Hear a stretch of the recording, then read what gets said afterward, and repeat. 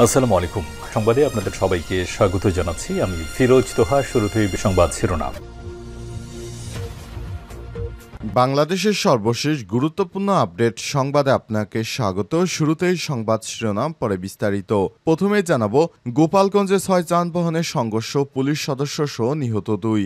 গোপালগঞ্জ সদর উপজেলার গোপীনাথপুরে 6 যানবাহনের সংঘর্ষে এক পুলিশ সদস্য সহ 2 জন নিহত হয়েছে। এই ঘটনায় অন্তত 20 জন আহত হয়েছে। আজ গভীর রাতে ঢাকা থেকে খুলনা মহাসড়কের গোপীনাথপুর এলাকায় এই দুর্ঘটনা ঘটে। নিহতরা হলেন ভাটিয়াপাড়া হাই পুলিশের এটিএসআই সহকারী ট্রাফিক সাব ইন্সপেক্টর রফিকুজ্জামান এবং খুলনার সোনাডাঙ্গা থানার দেবেন বাবু রোডের বাসিন্দা আব্দুল হামিদ ব্যাপারী ছেলে এবং আরমান পরিবহনের হেলপার সেলিম হোসেন ব্যাপারী। গোপালগঞ্জ সদর থানার officer in-charge OC Mir Mohammad Sajedur Rahman বিষয়টি নিশ্চিত করেছেন।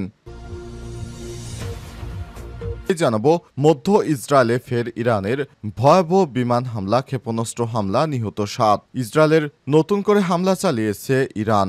আজ হামলায় অন্তত 7 জন নিহত হয়েছে বলে জানিয়েছে মার্কিন সংবাদ মাধ্যম সিএনএন। এই ঘটনায় আহত হয়েছে শত শত মানুষ। ইসরায়েলের বিভিন্ন স্থাপনা লক্ষ্য করে ইরান ব্যাপক হারে ক্ষেপণাস্ত্র হামলা চালিয়ে যাচ্ছে।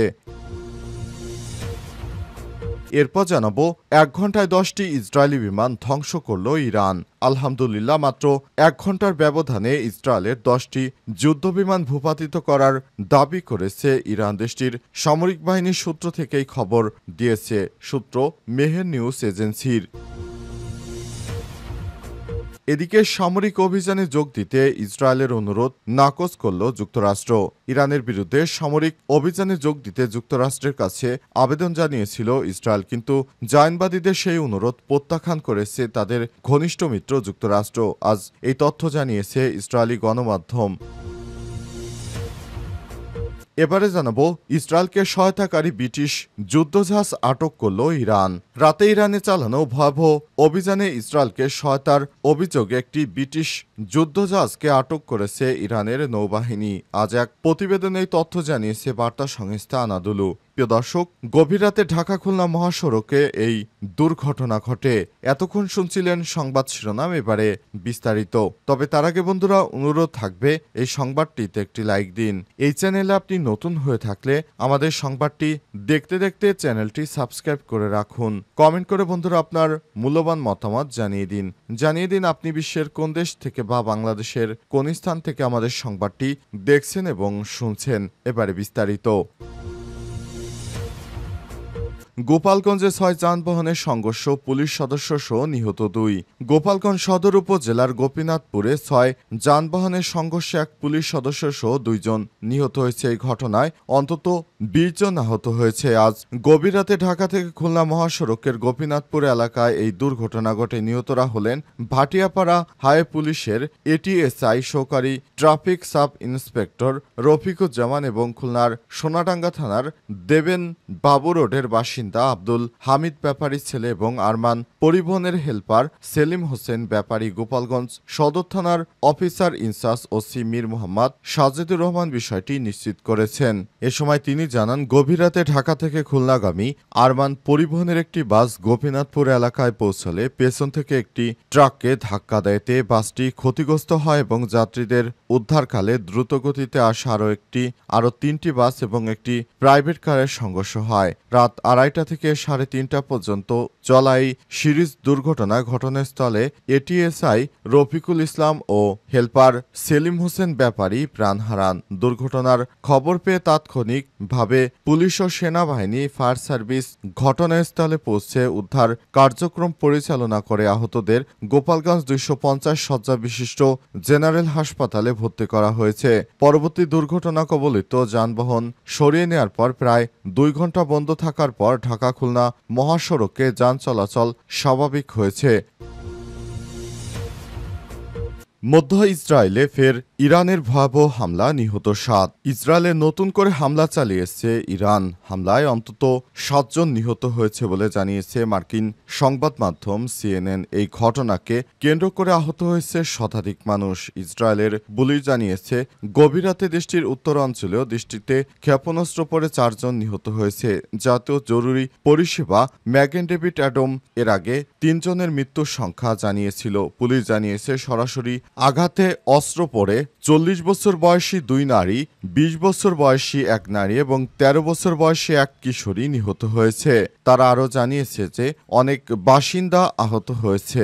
জরুরি পরিষেবা ধ্বংসস্তূপের নিচে আটকে পড়াদের খুঁজতে ঘটনাস্থলে রয়েছে। এমডিএ এবং ইসরায়েলি পুলিশের মতে ক্ষেপণাস্ত্র হামলায় পরবর্তী ঢেউয়ের ইসরায়েলের বাত ইয়ম শহরে ৩ জন নিহত হয়েছে। এমডিএ জানিয়েছে একটি ভবনে আঘাত হানার সময় প্রায় ৬০ বছর বয়সী এক মহিলা নারী নিহত হয়েছে এবং এর আশপাশের অনেক ভবন ক্ষতিগ্রস্ত হয়েছে। এই হামলার পরই মধ্য ইসরায়েলের বিভিন্ন অঞ্চলে ১০০ জনের বেশি লোক আহতর খবর পাওয়া গেছে। অবস্থায় ইসরায়েলের অনেক মানুষ হতাহত হয়েছে বলে জানা গেছে।